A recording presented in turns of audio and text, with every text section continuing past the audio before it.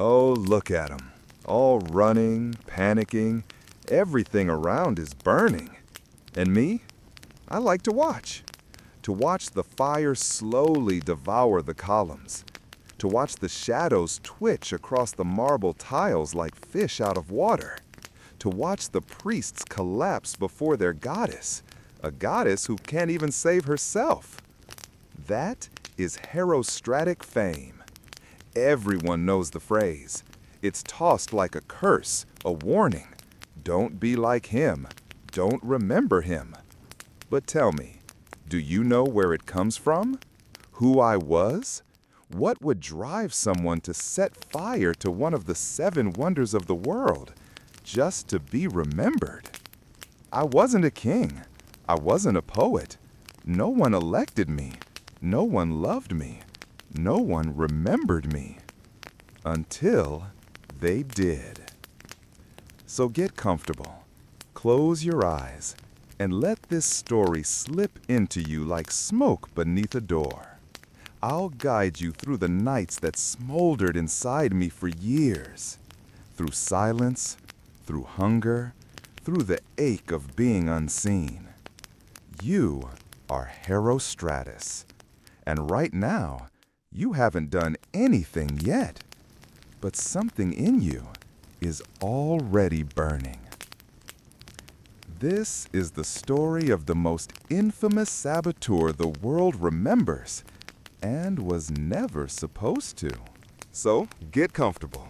Close your eyes. Let this story slip into you like smoke beneath the door. But before we begin, don't forget to subscribe to the channel, give this video a like, and let me know in the comments where are you listening from and what time is it where you are. All right, let's begin. Chapter 1. The Silence of the Nameless. You are born without ceremony. No stars fall, no comets blaze. No priest blesses your arrival with garlands or goats. Your mother bleeds in silence. Your father does not weep. He is not there. There is no cradle, only a woven mat that smells of goat skin and yesterday's dust. Your name is whispered once, perhaps twice, and then the world forgets it.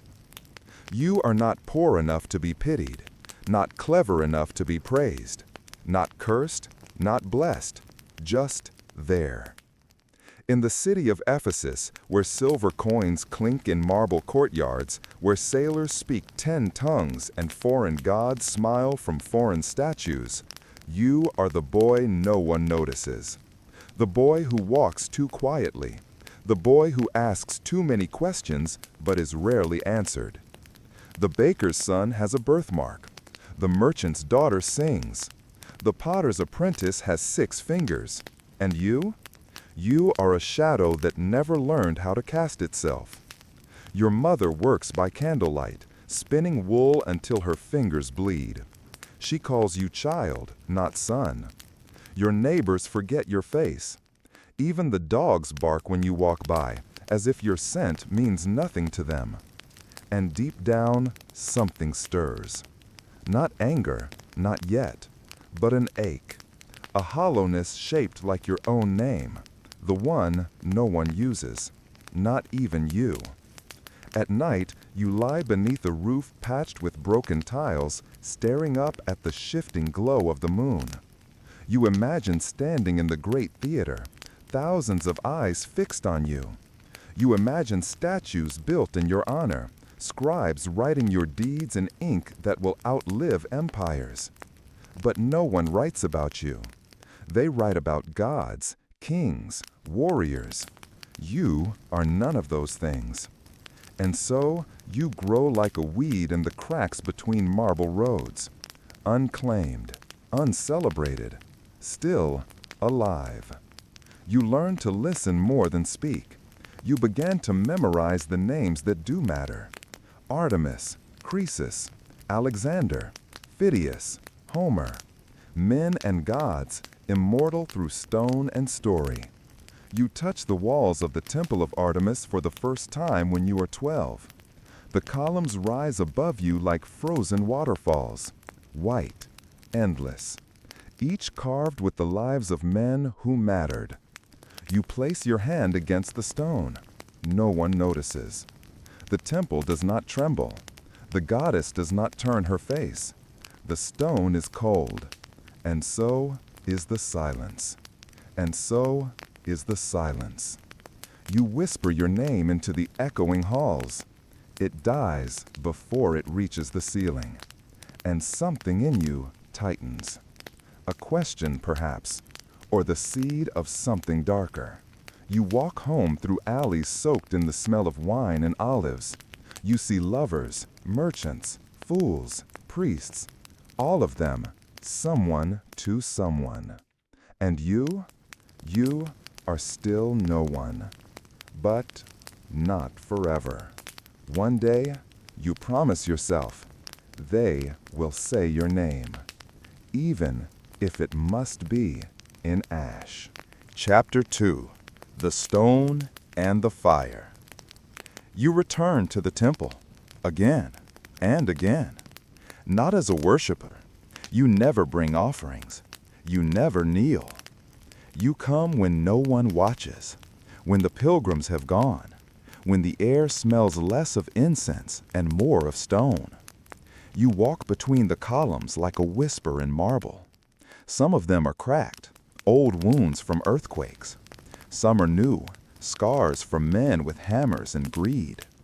You run your fingers over one of the pillars. The grooves are smooth, not sacred, worn down by 1,000 hands that were not yours, not your name, not your story. You look up at the roof, impossibly high, painted with stars that never shift, gods dancing in stillness, frozen forever, above the world, above you. There are 27 steps between the outer gate and the sacred altar. You count them, every time. Each step is the same, but the thoughts that rise within you, they are not. One day, you see the priests being served. Silk robes, golden rings, pomegranates split open like bleeding jewels. They chew like men, not gods. Their laughter is ugly. They don't even look at the goddess. She is a statue. They are alive, and they know it. You wonder, what would happen if the goddess fell? What would happen if the great cold stone become just rubble and memory?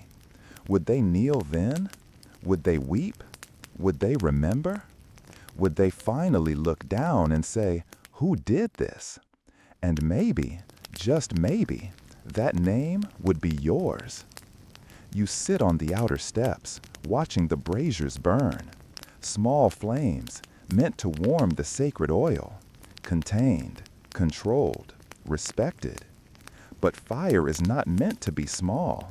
It's not meant to behave. You stare at the flickering tongues, how they dance, bite, whisper. You reach your hand toward one, just close enough to feel the heat, not to be burned, not yet. You don't pull back. A boy from the market, one who mocks your sandals and your silence, walks past and snorts. You again? You love that rock more than your own mother. You say nothing, but inside, you wonder what else the fire could consume. Not just the oil, not just the altar, but memory itself. You walk home under the moon, the same streets, the same faces. No one greets you. No one asks your name. At home, your mother coughs blood into a rag. She does not look up when you enter. She says, "Don't forget to feed the goat." She does not say hello. She does not say your name. Even your own blood forgets you. You stare at the fire in the hearth. It is small, contained, respected. But in your mind, another flame begins to grow. Slow, quiet, a fire of memory, a fire of name. And once it burns, there will be no priests, no gods, no silence that can stop it. Chapter 3. The Woman in the Blue Veil. You are 17, and still no one says your name. It is morning, though it could be any morning. The sky over Ephesus glows soft and pink like crushed figs on pale stone. You are walking beside the temple, not inside it. You do not deserve inside. Not yet. And then you see her. She is draped in a veil of sky blue linen, thin as breath, trailing behind her like sea foam. Her sandals are silent. Her eyes are dark. She moves not like a citizen, not like a priestess, but like someone who belongs in a world where you never have.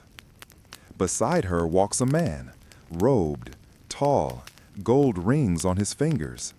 His words fall like coins, slow, heavy, and undeserved. She doesn't look at him. She's looking at the temple, and, for a moment, at you. You don't know why. Maybe because you're standing too still. Maybe because you're staring like a child at a storm. But her gaze touches you. Not long, just enough. Your breath forgets itself. Your body stiffens. Your name surges up your throat like it wants to introduce itself, but it dies, dry and strangled. And then she says something to the man. He laughs. You hear it. Your temple's rats are braver than its men. The man glances your way and waves her forward. They walk past, and her eyes never meet yours again. You stand there, humiliated, burning, not with desire, but with something worse, almost being seen. She noticed you enough to insult you, to use you as scenery, to confirm you were beneath them, but not invisible. And that hurts more than being forgotten. You walk home that night in silence. The shadows of the columns stretch longer than your life has ever been. The wind smells like figs and fire. The torchbearers light the outer lamps of the temple. Gold flickers against stone. She is gone, but the echo of her gaze lingers. Not in your skin, not in your heart, but deeper, in the dark cave behind your ribs where your name used to live. And there, in the silence, a thought forms. Let them look at me. Let them say my name, even if it drips from their tongues like blood. Chapter 4. The Dream of the Crowd. 6,100 characters. You don't sleep like other people. Sleep, for them, is a curtain, a closing, a silence. For you, sleep is a stage. And every night, the same dream. It begins with stone, white, endless, sacred stone, the kind they use to build temples, the kind that holds weight without shuddering, the kind that forgets nothing. You are standing in the center of a great theater, surrounded by thousands. They are faceless, a sea of open mouths, eyes without irises, hands that move but never reach, and all of them chanting. Your name. Not the name your mother used to mumble while wringing goat's milk into clay pots. Not the name scrawled once in the dust behind your hut. No, not that broken, syllabic ruin of a name that no one ever cared to pronounce correctly. This is your true name. A name that echoes like thunder across the bones of mountains. A name that makes the priests pause mid-prayer. A name that fills the chests of kings with fear and shame. You don't speak in the dream. You don't move. You stand as if sculpted from the same marble as the temple walls, only warmer, alive, the kind of living that gods fear. The crowd chants. Their hands rise. And somewhere in the back of the dream, there is fire. Always fire. Small at first, behind the altar, flickering like a heartbeat, but then growing, licking up the steps, curling around the stone like a lover's hand. In this dream, you do not run. You watch it burn. You breathe in the smoke as if it were incense meant for you. The columns fall, the roof caves in, the goddess crumbles, and still they chant. They do not scream, they do not flee. They chant your name as if it were holy. You wake in sweat. Your mouth is dry, your fists are clenched. You feel as though you've run for miles, but your body hasn't moved. The goats are bleeding outside. The morning smells of ash and damp hay. You rise and step into the light, blinking. Your mother is already gone, at the fountain, no doubt, trading silence for bread. You walk, not toward the market, not toward the docks, but toward the temple. Again. It calls to you, not like a home, not like a god, but like a wound you keep pressing, just to feel something. You sit at the base of the outer wall, far enough that no one tells you to leave, but close enough to smell the myrrh burned in the inner sanctum. You close your eyes, and you hear it. Not the dream, not quite, but an echo. Your name, whispered, once, then twice. You open your eyes. There is no one. Only a boy sweeping marble dust from the edge of the altar stairs. A priest instructing two others to clean the bird droppings from the statues of Artemis. A foreign visitor with gold earrings pointing at the eastern frieze, his voice clipped and arrogant. But the echo remains. You carry it home with you, like a coal tucked in your chest. Each night, the dream deepens. You begin to add to it. Now, in the dream, you wear red, a tunic soaked in wine and shadow. Now, in the dream, you carry a torch. Now, in the dream, the crowd weeps, not in sorrow, but in awe. Now, in the dream, you are not forgotten. And the strange thing is, you never see what comes after the fire.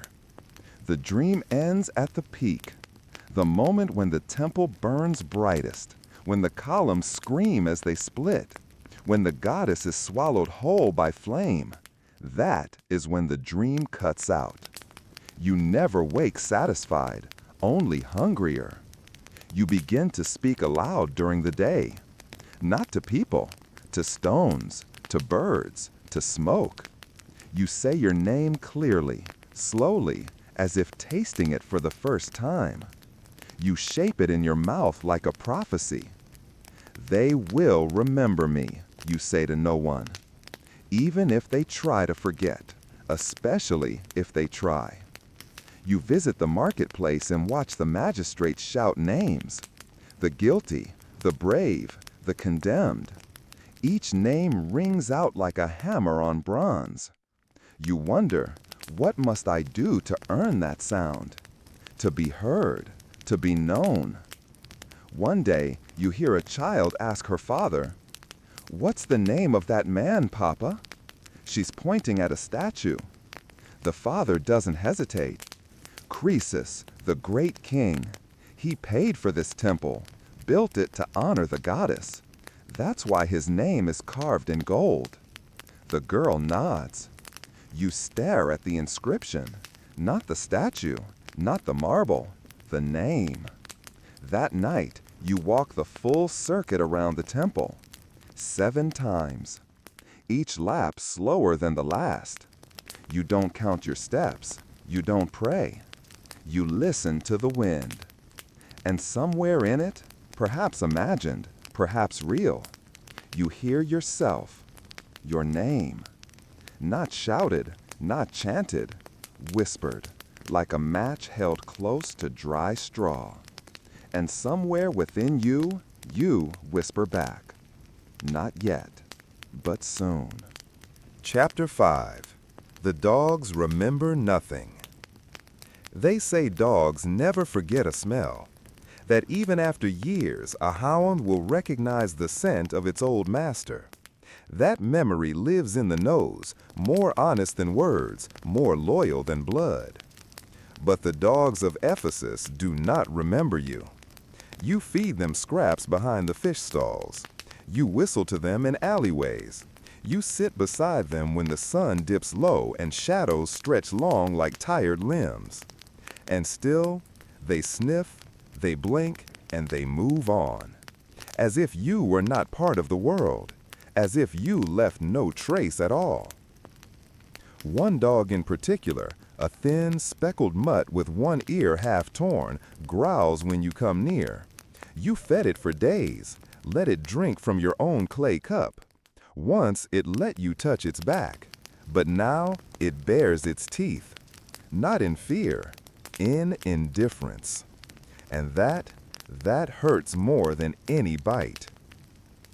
You sit on the low wall near the old olive press, watching children chase one another with hollow reeds. They play games of heroes. One of them yells, "I am Achilles." Another replies, "No, I'm Hector." The third, not wanting to lose, shouts, "I am Zeus himself."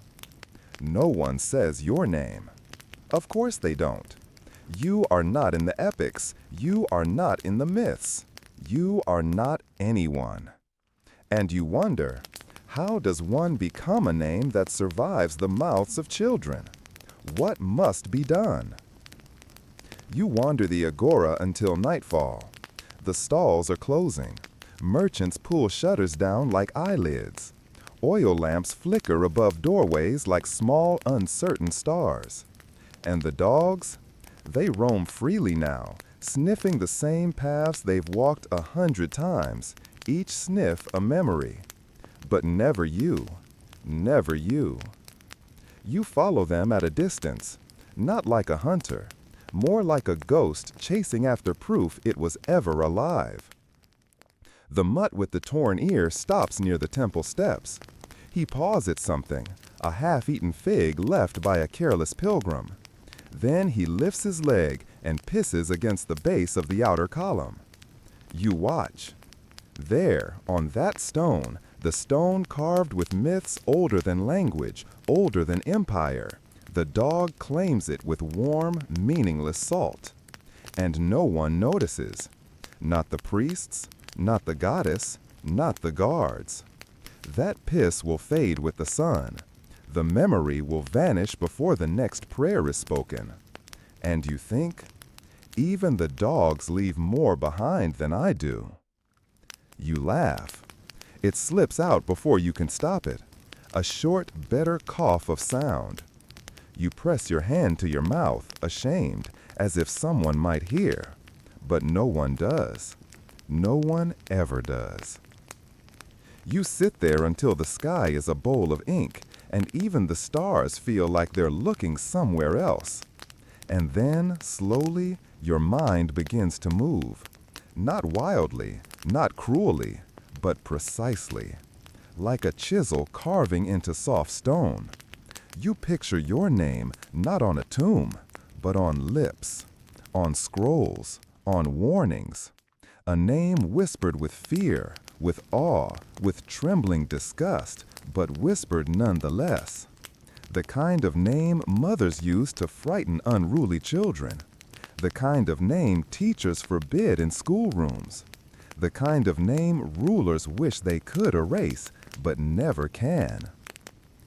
You walk home slowly, though you are not tired.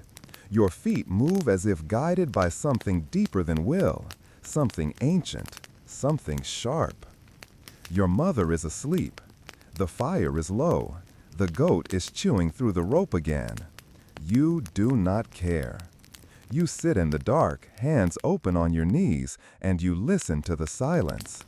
But this time, you do not feel helpless in it. You feel ready.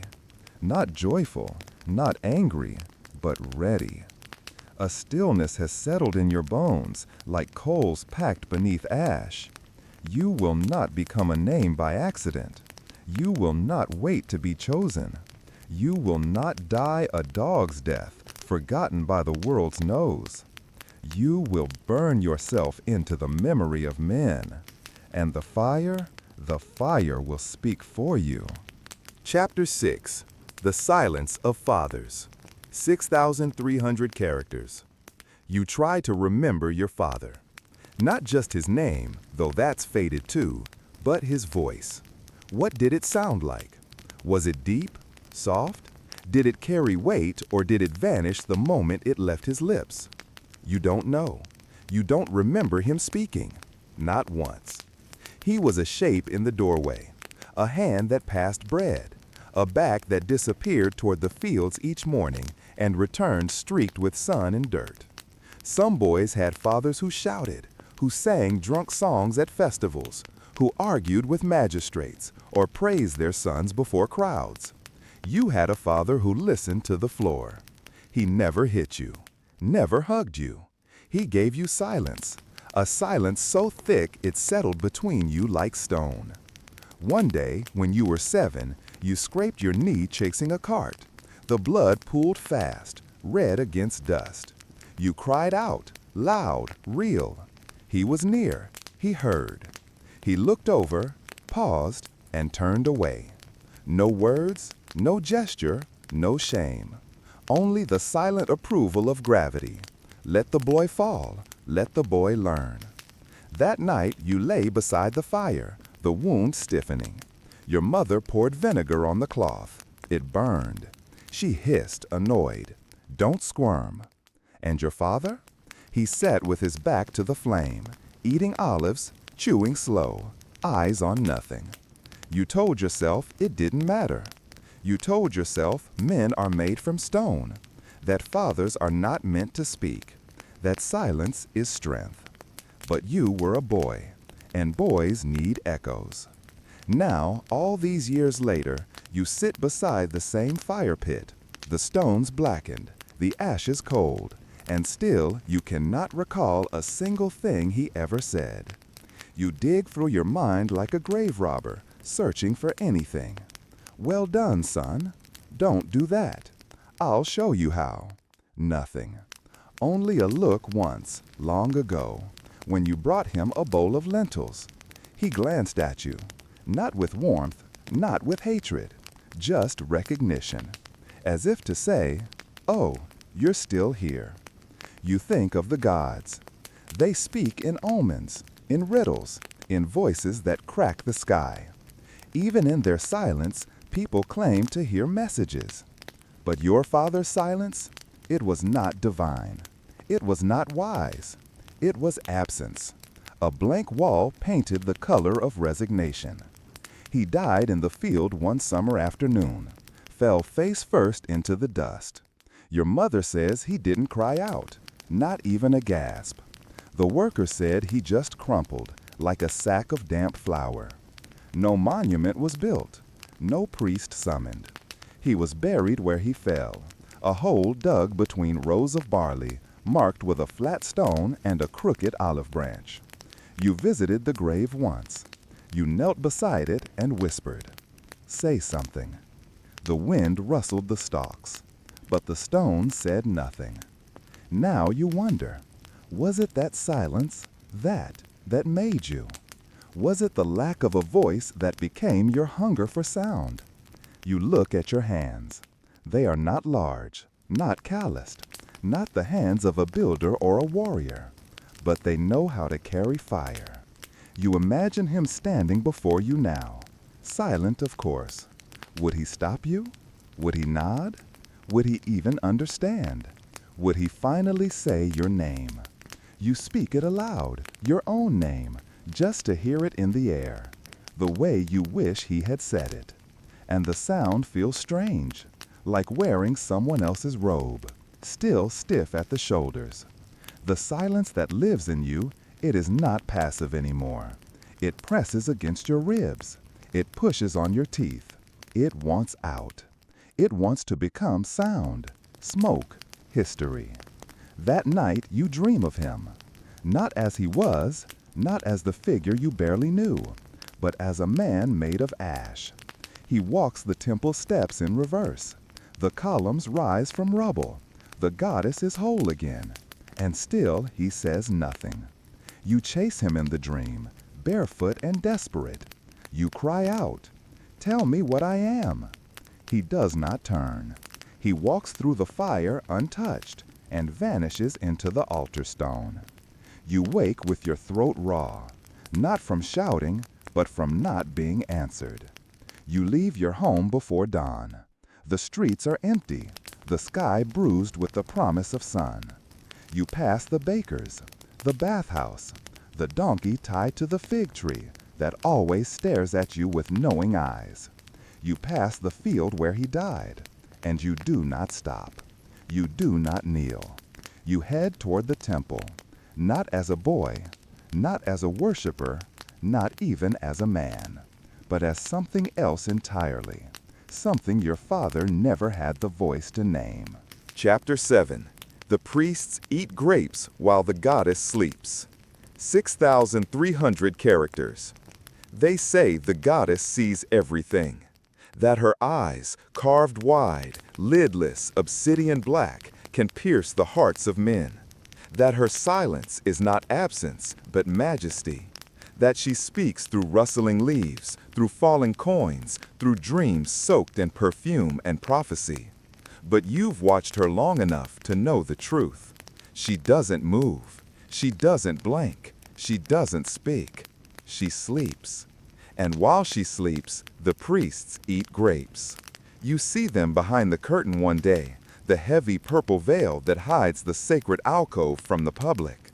You're there to deliver figs, a job your mother begged the market stall owner to assign you. Let him serve the goddess, she said. It might teach him humility. You carry the basket into the temple's inner court, head down, sandals scuffing polished stone. A boy like you should not look up, should not wander, should not listen. But you do. You linger at the edge of the veil and hear them. Laughter, chewing, the low, wet sound of grapes being torn from stem, crushed between teeth. You peek. Just enough. And there they are. The men who speak for Artemis, who chant, who declare what is holy and what is not. One of them is reclining on a cushion stuffed with goose down. His feet are being massaged by an acolyte no older than 13. Another is wiping his beard with temple silk, embroidered with the goddess's likeness. A third is sucking the juice from a fig and spitting the skin to the floor. At the center of the room, unmoving, is the statue of Artemis, tall, towering, lined with breasts like fruit meant to symbolize fertility. Her hands outstretched, her face blank, a symbol of power and purity. And no one looks at her. No one bows. She is a backdrop. The real worship is for comfort, for wealth, for themselves. You are frozen, not from awe, from rage. Not loud, storming rage, not fists or screams. No, this is the kind of rage that settles deep, like oil soaking into fabric, silent, dense, permanent. You step back, quietly. You drop the basket. The figs spill. No one notices. The veil falls shut. You walk out of the temple like a man sleepwalking through fire. Outside, the pilgrims gather. A woman weeps as she presses a lock of her dead child's hair against the temple wall. A crippled soldier leans his forehead on the stone, begging for healing. A young couple offers their first coins, hoping for fertility. They believe. They ache. They kneel. And inside, the priests eat grapes. That night, you can't sleep. The room is hot. The goat bleats. Your mother snores through a cough that never quite leaves. But you're not thinking about home. You're thinking about that room, that curtain, that laughter, that untouched statue. And the lie, the greatest lie in Ephesus, that the goddess watches, that the priests serve, that the temple means something. You walk the streets at midnight. The shadows stretch long. The stars are sharp and cold. You pass a man vomiting in the gutter. Too much wine, not enough coin. You whisper to no one.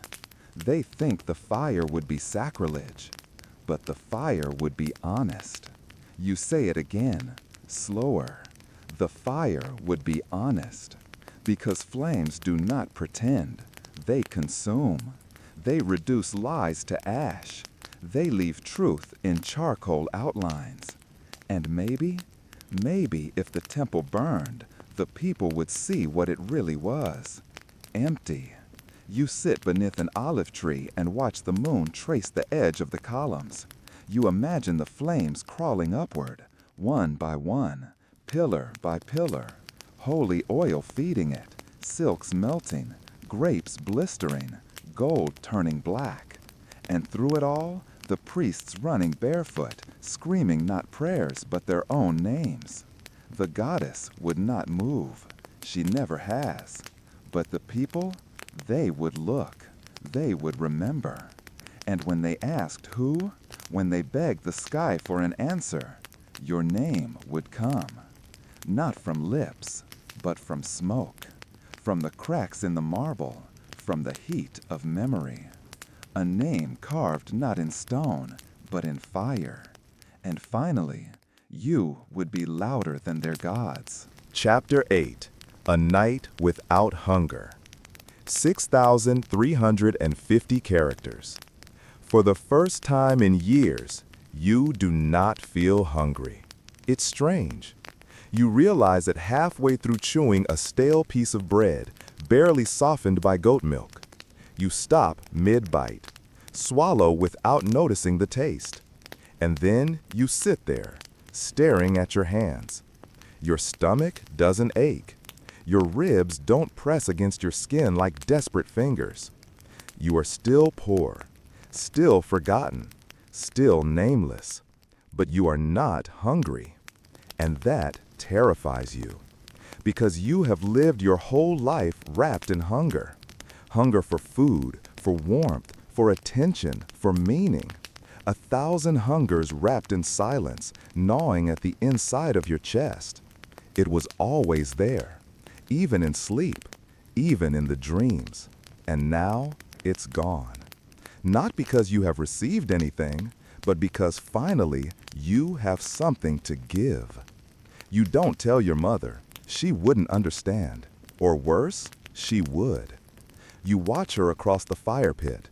Her skin hangs a little looser now. Her eyes are cloudy. Her voice, when she speaks, is like dry leaves dragging across stone. She's burning slowly, like a wick almost finished. And yet, she's never asked for more. Never once said she wanted a better life. Never once looked beyond the marketplace, the laundry bucket, the cough-stained rags. Her hunger died long ago, and that's what made her small. You will not die like that. You leave the house before dawn. The air is cool. The sky is a shade between pearl and bruised blue. Your feet move without question. They know where you're going. You pass a fruit seller lighting his stall's lamp. He doesn't look up. You pass the temple guards, still groggy from sleep, scratching their necks beneath heavy bronze collars. You nod. They do not return it. You enter the grove behind the sacred wall, the place where no pilgrims walk, where the roots of old olive trees drink from hidden springs, where snakes coil beneath fig leaves and lizards blink like little gods watching from stone. You sit, not to rest, to wait.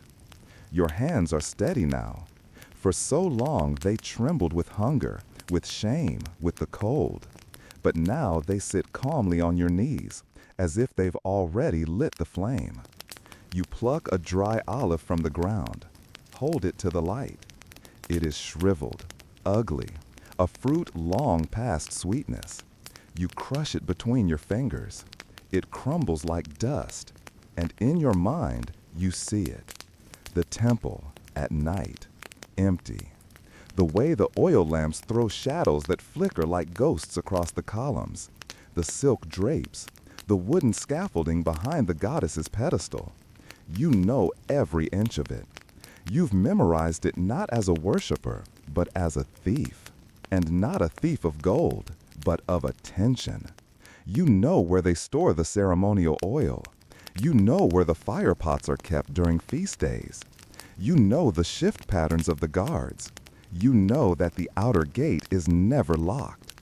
You have not planned this, but somehow You have always been planning it. Every walk, every stare, every silent prayer that was never really a prayer, just a scream wrapped in respect. You breathe in. You expect panic, shame, guilt, but nothing comes. Only clarity. The kind of clarity a blade feels just before it cuts. The kind of clarity a bird must feel the moment before it leaps. You are not a villain in your own story.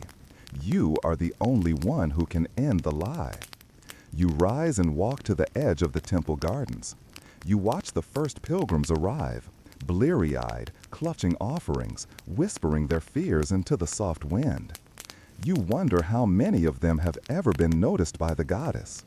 You wonder how many of them would notice if she disappeared. Then the thought comes, uninvited, unshakable. They won't notice until she burns. You do not say it aloud. You do not need to. The thought lives now. It breathes. It has shape, mass, heat. You are no longer a man wandering. You are a man walking toward. You pass the altar.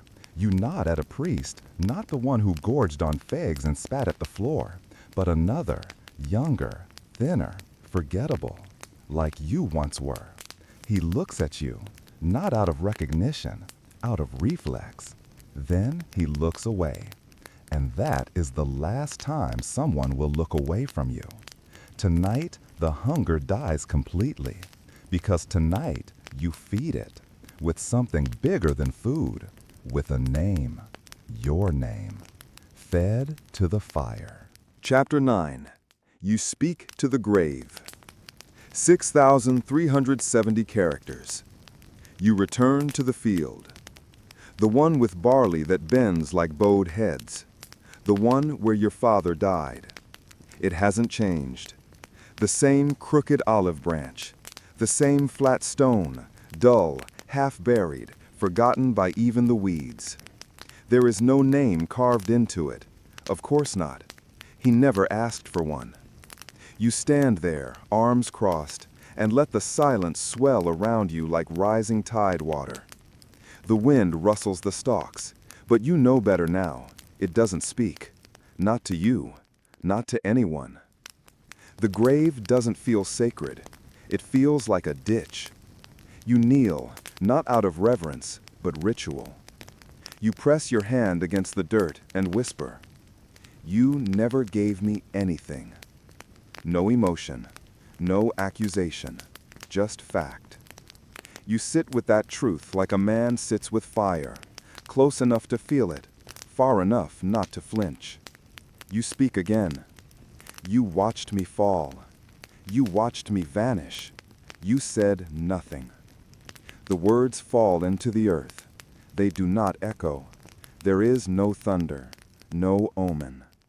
Just the sound of your own breathing, and barley scraping against your knees. You wonder what you hoped for coming here. Forgiveness? Permission? Some crack in the world to open and reveal his voice at last. You're done waiting. You place a small stone on top of the flat marker. It's nothing. It's everything. Then you say it. I know what I am now. The words taste sharp, but true. I'm not a son. I'm not a servant. I'm not part of this silence. You stand. The wind tugs at your tunic. You taught me how to disappear, you say. Now I'll teach the world how not to. You walk the edge of the barley field, past the lines where carts have cut deep into the soil over the years. You pass a shepherd who doesn't notice you, a boy with a slingshot and wild hair. He glances at you, then returns to chasing crows. It's always been like this. You realize the world has rehearsed forgetting you your whole life, which makes what comes next even more necessary. You stop by the well outside the city gates. It's where poor men drink, where broken amphorae pile up, where cracked sandals dry in the sun. You sit beside the stone rim and speak aloud. No one's around. I used to want to be remembered for something great, you say. The wind carries the sound. Maybe. But greatness belongs to the already named, the blessed, the born. You press your palms together, not in prayer, in compression, in tension. I'll take what they throw away. I'll wear shame like a crown. I'll make history gag on my name. You pause. You think about the temple, those towering white columns, how they catch the sun, how the goddess seems to glow from within, how people line up to leave coins she'll never touch. And inside, priests, silk, grapes, laughter, a stage for gods that never speak. You think of the child at the statue of Croesus, how easy it was for a name to last, how clean, how polished. You don't want clean. You want undeniable. You want your name not carved, but burned into the backs of memory. You rise and make your way back to the city. The streets are busier now, carts rolling, dust rising, voices selling fruit and lies. You look around and see people like you used to be, thin, tired, half hungry, half dreaming. They carry baskets, they carry burdens, they carry silence, but they do not carry names anyone will remember. You do not judge them. You simply know you will not join them. You have made your decision. Not a plan. That comes later. What you have now is something simpler, stronger, certainty. The kind that doesn't need approval, the kind that doesn't ask, the kind that already walks in fire. That night, you sit by the river. The moon floats like a cold coin in the black water. You write your name in the mud with a stick. You watch the current erase it. Then you smile. Because the water doesn't get to decide. Because the priests don't get to decide. Because your father, silent in his grave, never had the courage to decide anything. And you do. You do. You whisper, gently, as if tucking a child to sleep. They'll try to forget me. Then you look to the stars and add, but they'll fail. Chapter 10. The Merchant Who Sells Oil. No one looks twice at a boy carrying oil. It's the sort of errand given to those without names. Pick up the amphora. Don't spill it. Don't break it. Don't speak. You are perfect for this. The man who sells the oil has a stall near the southern wall of Ephesus, nestled between the spice market and a butcher who never washes his knives. His shop is small, but not poor, stacked with amphorae sealed with wax, their clay necks marked with symbols only temple servants truly understand. You approach him on a morning like any other, dusty, loud, unimportant. Your tunic is plain, your sandals are worn, your eyes are low. He greets you with the same disinterest he offers every boy who runs errands for priests or bakers or bathhouse stewards. How much? He mutters, scratching his beard. You show him the copper coin. It's borrowed, taken from your mother's thread jar while she slept, wedged in cloth like something shameful. She won't notice, not yet. He grunts and points to the row of small jugs. That'll buy you a half measure. For lamps or gods, makes no difference. You nod. You lift the jug. It's heavier than it looks, sticky at the base. You do not flinch. He doesn't ask your name. Of course not. He sees a shadow doing a job no one wants. You are invisible, and that makes you powerful. You return the next day, and the next, and again. Sometimes with coins, sometimes with eggs, once with dried rosemary wrapped in fig leaves, a bribe from a tavern owner who owed your mother a favor. Each time, the merchant barely glances at you. Another errand for the temple? He asks. You nod. He never questions. Why would he? The temple always needs oil, for lamps, for rituals, for pouring over statues that don't bleed. You are just another vessel, carrying fire in its liquid form. By the end of the week, you have 5 jugs. You've hidden them beneath the boards in the shed behind your home, the one where the goat used to sleep before it stopped waking up. The shed smells of damp wood and rot. Now it also smells of future flame. You sit among the jars and breathe deeply. It is not a pleasant scent, but it is yours. It smells like certainty, like consequence, like truth. You imagine the temple, not in dreams, but in steps. You count the pillars. You trace the path from the outer gate to the inner altar. You map the hiding places, the quiet corners, the soft shadows where a boy can kneel and strike flint without being seen. You've walked these routes for years. Now they walk in you. One night you visit the oil merchant just before dusk. He is closing for the day, stacking lids, muttering about thieves and temple taxes. You step close. You speak for the first time. Does the temple still buy pitch? He pauses, looks up at you. You rarely speak. This makes him squint. For sealing the statues, you mean? You nod. For repairs, cracks, the priest asked. He shrugs. They use pitch and resin. I've got some. Not cheap. You hold out 2 figs and a copper half-piece. He rolls his eyes. Fine, but you carry it yourself. He hands you a small leather pouch, heavy and warm. You can smell the contents before you even loosen the drawstring. It smells like ships, like cauldrons, like the bellies of war machines. You carry it home like a sacred object, and in a way, it is. That night, you test it behind the shed. You dig a small hole, pour a few drops, light it. The flame hisses, crawls, clings to the soil like it wants to live there. You stare into the fire, and you don't blink. Your mother calls for you once. You wait. She doesn't call again. Later, when she's asleep, you walk to the temple and sit outside the gates. You listen to the merchants snoring in alleyways, to the priests snorting in their sleep, to the goddess who says nothing, as always. You whisper your name into the stone, once, twice, until it feels like it belongs there.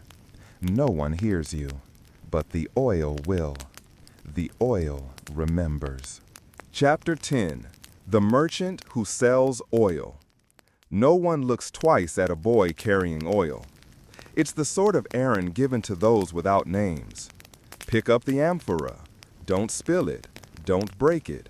Don't speak. You are perfect for this. The man who sells the oil has a stall near the southern wall of Ephesus, nestled between the spice market and a butcher who never washes his knives. His shop is small but not poor, stacked with amphorae sealed with wax, their clay necks marked with symbols only temple servants truly understand. You approach him on a morning like any other, dusty, loud, unimportant. Your tunic is plain, your sandals are worn, your eyes are low. He greets you with the same disinterest he offers every boy who runs errands for priests or bakers or bathhouse stewards. "How much?" he mutters, scratching his beard. You show him the copper coin. It's borrowed, taken from your mother's thread jar while she slept, wedged in cloth like something shameful. She won't notice, not yet. He grunts and points to the row of small jugs. "That'll buy you a half measure. For lamps or gods, makes no difference." You nod. You lift the jug. It's heavier than it looks, sticky at the base. You do not flinch. He doesn't ask your name. Of course not. He sees a shadow doing a job no one wants. You are invisible, and that makes you powerful. You return the next day, and the next, and again. Sometimes with coins, sometimes with eggs. Once with dried rosemary wrapped in fig leaves, a bribe from a tavern owner who owed your mother a favor. Each time, the merchant barely glances at you. "Another errand for the temple?" he asks. You nod. He never questions. Why would he? The temple always needs oil, for lamps, for rituals, for pouring over statues that don't bleed. You are just another vessel, carrying fire in its liquid form. By the end of the week, you have 5 jugs. You've hidden them beneath the boards in the shed behind your home, the one where the goat used to sleep before it stopped waking up. The shed smells of damp wood and rot. Now it also smells of future flame. You sit among the jars and breathe deeply. It is not a pleasant scent, but it is yours. It smells like certainty, like consequence, like truth. You imagine the temple, not in dreams, but in steps. You count the pillars. You trace the path from the outer gate to the inner altar. You map the hiding places, the quiet corners, the soft shadows where a boy can kneel and strike flint without being seen. You've walked these routes for years. Now they walk in you. One night, you visit the oil merchant just before dusk. He is closing for the day, stacking lids, muttering about thieves and temple taxes. You step close. You speak for the first time.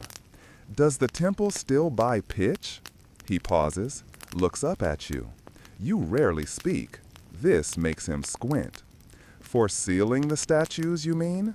You nod. For repairs, cracks, the priest asked. He shrugs. They use pitch and resin. I've got some, not cheap. You hold out 2 figs and a copper half-piece. He rolls his eyes. Fine, but you carry it yourself.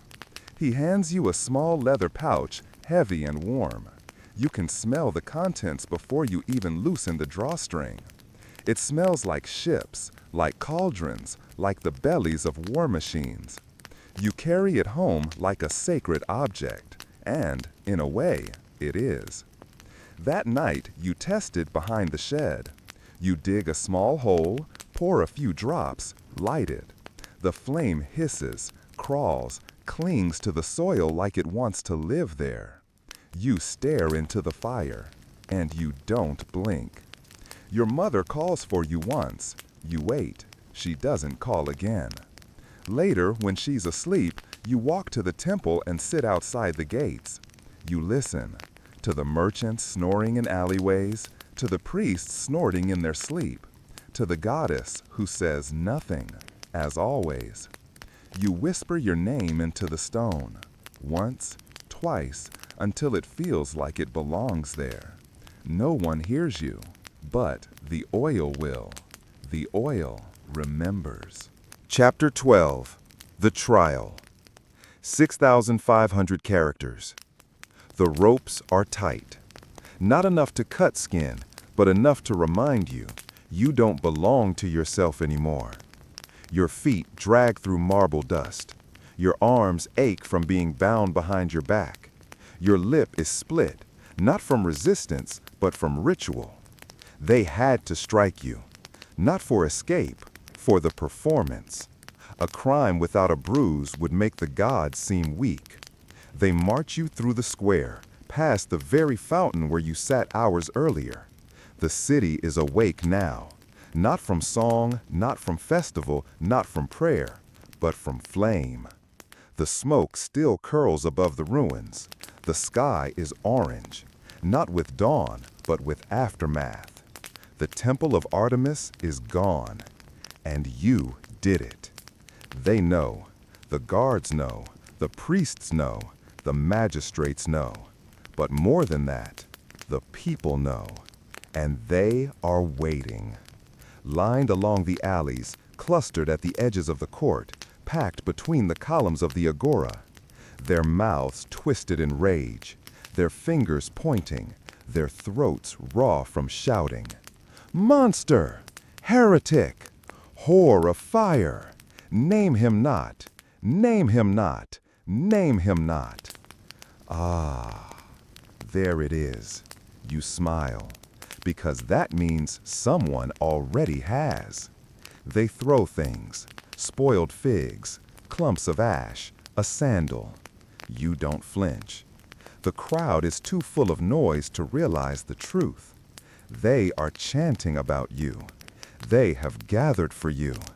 You are no longer a shadow. You are the fire behind their eyes. The marble steps of the courthouse are cracked. The gods must be ashamed, the judges say. But you are not. The hall smells of sweat and panic.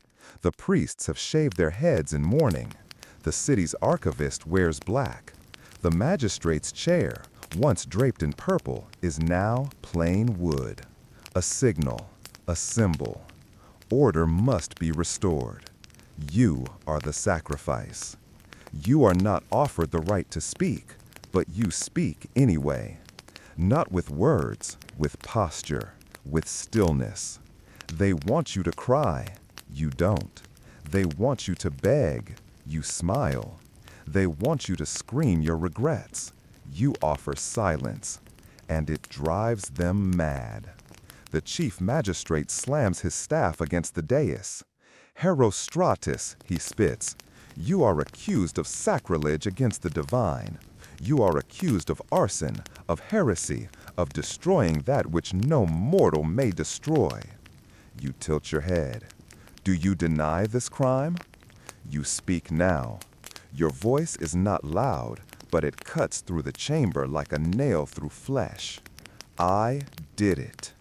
Gasps, chairs scrape, a priest sobs. I did it, you repeat, and I would do it again. Why, someone shouts, why would you desecrate the house of the gods? You look at them, really look. Men who have never gone hungry, women who only know their names because someone famous gave them a child. You breathe deep. Because I was nothing, you say, and now I am not. There is no poetry in it, only truth. The judge slams the staff again. You seek fame from ashes. You nod. Ashes are eternal. That is the last time you are allowed to speak. They sentence you to death, not with drama, with urgency. But it's not enough. The temple is gone. The people are trembling. They need a spell, an incantation to erase you. And so they cast it. Let his name be stricken from all records. Let no citizen speak it. Let no scribe write it. Let no father tell his son what he has done. Let him be unnamed. Let him vanish. You almost laugh, but you hold it in, because that is the moment you win. They've acknowledged your name has power, too much power. And what they don't know, what they'll never understand, is that names do not vanish when forbidden. They multiply. They spread in whispers, in warnings, in lessons. Don't be like him, they'll say, and in that you live. The guards drag you from the court, through the square again, and now the people are not shouting your crime. They're shouting the silence. Don't say it. Don't write it. Don't let the children hear. But the children already know. One boy stares at you, wide-eyed, clutching a wooden figure. He doesn't speak, but you see it in his look. You've become a myth. You, the one no one noticed. You, the one the dogs forgot. You, the boy with no echo. Now you're an echo no wall can contain. Chapter 13. Ashes Do Not Forget. They tie your hands behind your back again. This time there is no urgency. No shouting, no performance. The fire is gone. The temple is gone. The city is quiet, too quiet. Even the dogs are still. You walk through the main street, escorted by 4 guards. 2 priests follow, chanting prayers neither you nor the gods believe in. And ahead of you, in the square near the ruined steps of what once was the temple of Artemis, a wooden stake waits, driven deep into packed earth, surrounded by fresh logs soaked in vinegar and oil. It's a ritual now. They say they're doing it for the goddess. But you know better.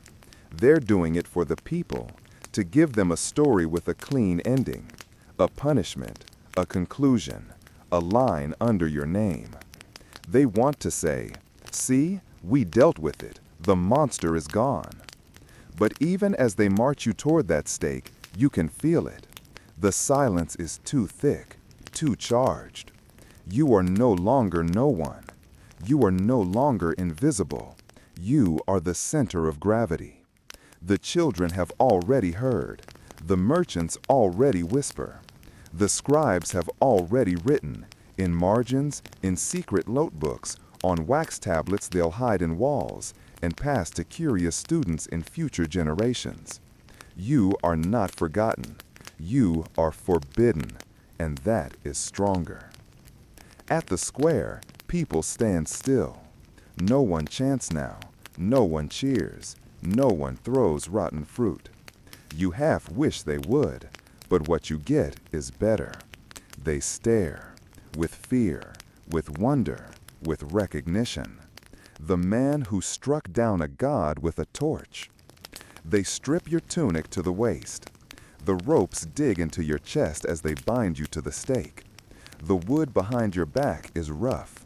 The smell of pitch rises like prayer. The high priest stands before you, face pale, lips tight. He holds a scroll.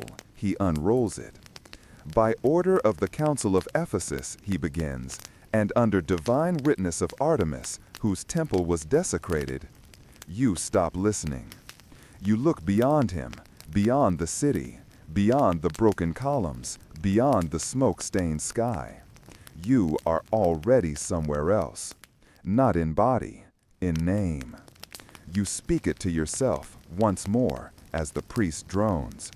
Herostratus. It fits now. It fits like skin, like fire. They light the kindling. You do not beg. You do not weep. The flames climb slow, licking the edges of wood, teasing your ankles. They think this is the end. They think this is erasure. They think the ash will silence you. But ashes do not forget.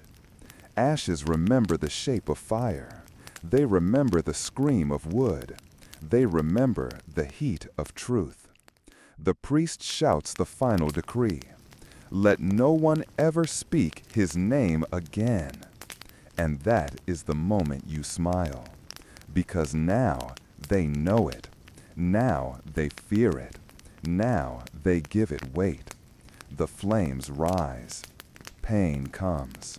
Not all at once, but in waves, sharp and blooming. You bite your tongue, then you release it. Let it happen. Let it take you. Because even as the smoke floods your throat, even as your body breaks down into crackling fragments, your name is already free. The silence can't contain it. The law can't contain it. The city can't contain it.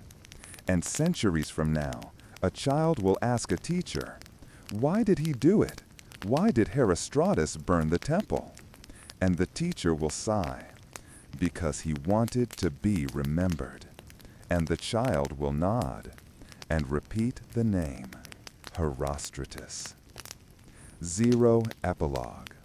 Your bones turn to powder, your breath to soot, your eyes to shadow. But your name, it lives. Spoken in lecture halls, whispered in debate, written in ink, carved in stone, echoed in every warning not to chase fame through ruin. You have become what they feared most, unforgettable.